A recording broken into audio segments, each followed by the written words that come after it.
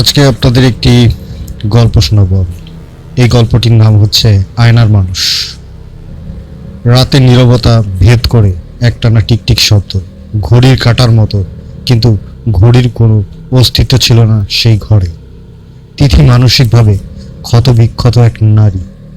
ছোটবেলায় মায়ের আত্মহত্যা, বাবার নিগ্রহ, সমাজের অবজ্ঞা সবকিছু মিলে তার মনোজগতে গড়ে উঠেছিল এক অদ্ভুত পৃথিবী। বাস্তবতা তার কাছে ধোঁয়াশা হয়ে উঠেছিল বহু আগেই।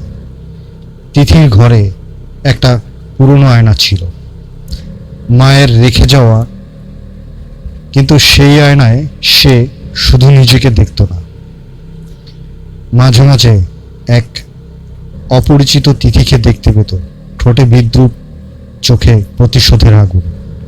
একদিন সেই আয়নার মানুষ তাকে বলল, তুই এত দুর্বল কেন? যারা তোকে কষ্ট দিয়েছে তাদের কাঁপিয়ে দে। প্রথমে ভয় পেয়েছিল তিথি, কিন্তু তারপর শুরু হয় খেলা।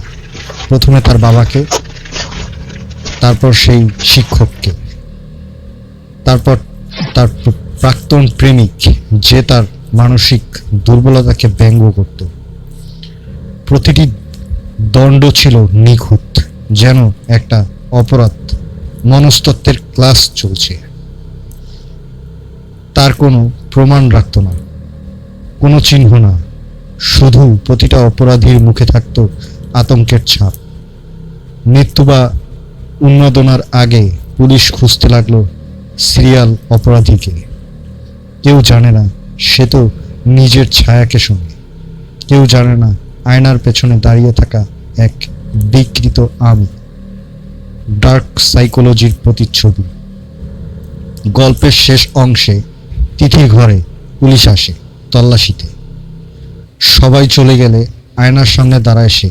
আয়নার মানুষ এবার বলে, তুই এখন পূর্ণ, এখন আমরাই বাস্তব, ওরা তো কেবল ছায়া। আয়নার মানুষ হেসে ওঠে, আর বাস্তবের তিথি নিঃশব্দে নিজের ঠোঁটে সেই একই হাসি আঁকে। এই গল্পটির বিষয়ে ডার্ক সাইকোলজির প্রতীক, যেখানে শৈশবের ট্রমা, সমাজের অবহেলা এবং আত্মপরিচয়ের দ্বন্দ্ব এক নারীর মনোজগতে ভয়াবহ প্রতিফলন তৈরি করে। এই ধরনের আরও গল্প যদি আপনারা শুনতে চান, তবে আমার এই চ্যানেলটি সাবস্ক্রাইব করবেন এবং কমেন্টে জানিয়ে দেবেন যে এই ধরনের গল্প আরও আপনারা শুনতে চান। ধন্যবাদ সকলকে।